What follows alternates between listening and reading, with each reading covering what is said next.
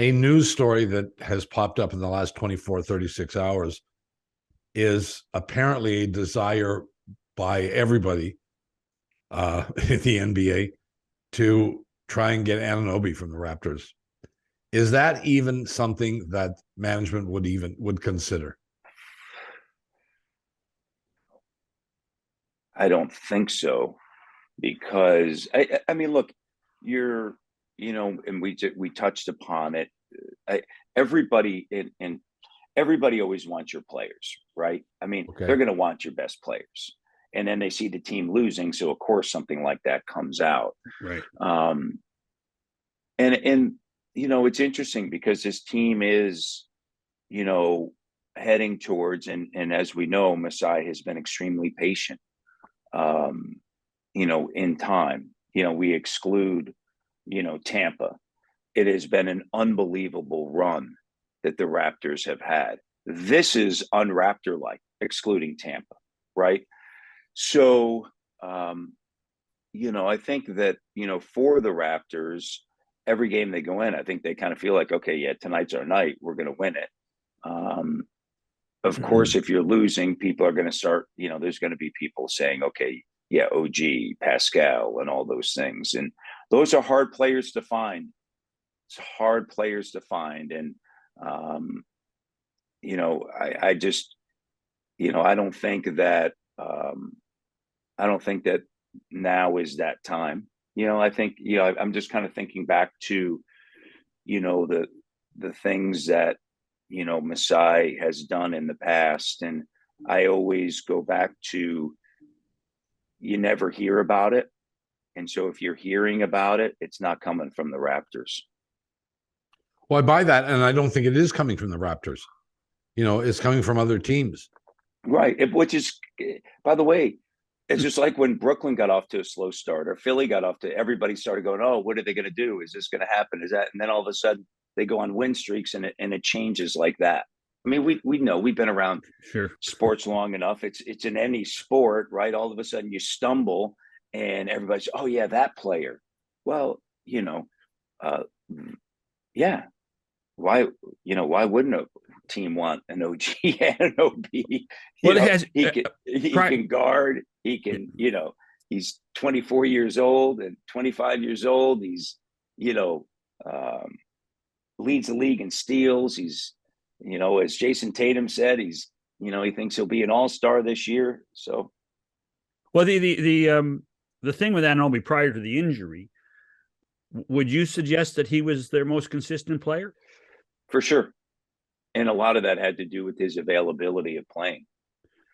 Now, the hard part is he was dealing with a little bit of a hand issue, so his shooting wasn't necessarily where it has been in the past as far as the three, but his ability to get to the rim, his ability to guard five players, meaning, he could guard 1 through 5, all those sort of things to me is what makes OG a really special player at 25 years of age and um, extremely consistent.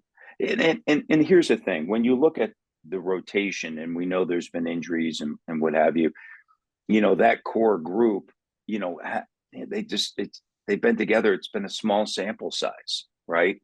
And I think there needs to be some time of those guys getting back. Precious Achua isn't back as well, right? Otto Porter, who was, the veteran that they signed in the offseason, that's a 3-point shooter and has length.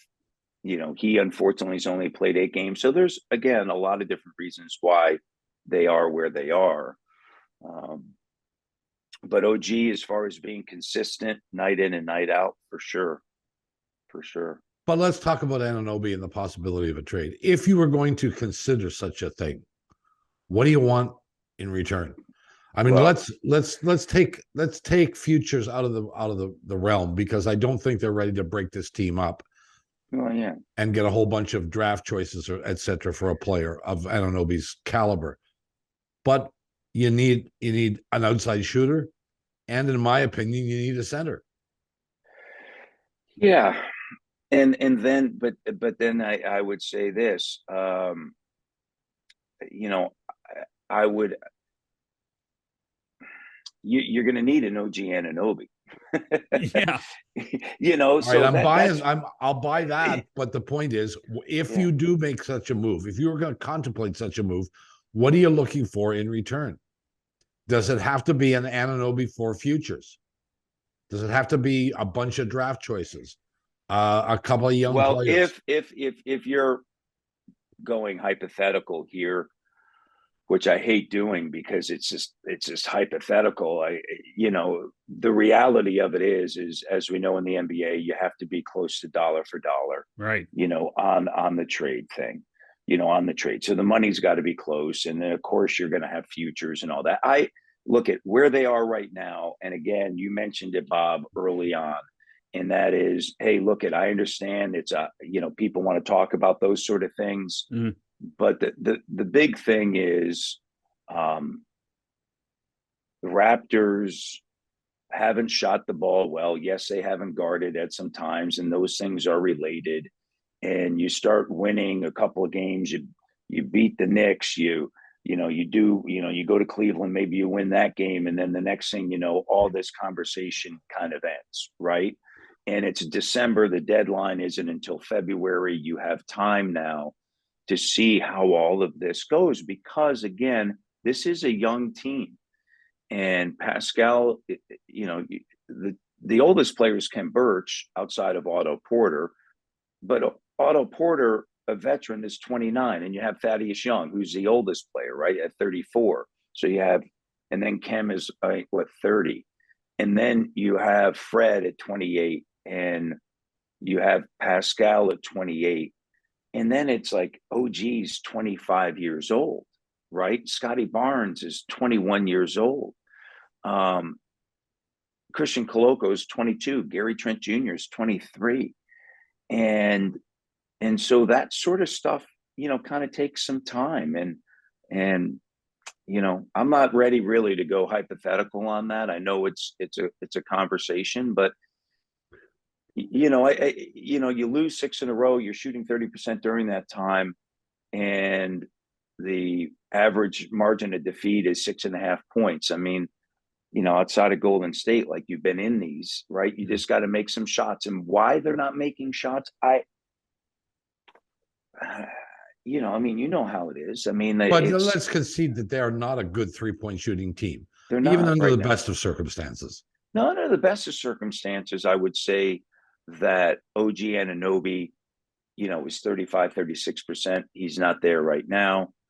Fred VanVleet certainly is, a player that, if you look at his history, is a good 3-point shooter. Gary Trent Jr. is, yes, streaky, but he can get him in a hurry. Otto Porter. And then Pascal is at 34.5%. And you'll live with that, with everything else that he does. But, do they have that classic guy coming off the bench and not? Those guys are few and far between anyway in the NBA. And they, look at Svi Mihailuk, who's last year struggled shooting the three. And, he's now in New York, and this year, he's making them, right? Same thing with Yuta Watanabe. I mean, like, Yeah. Go figure, Yeah. I mean, But- it's just, it's perplexing. I mean, I sit here, I do all the numbers, as you guys know. You go through, you look at all the different matchups and everything, and the thing about it is really the wide open threes that they're missing.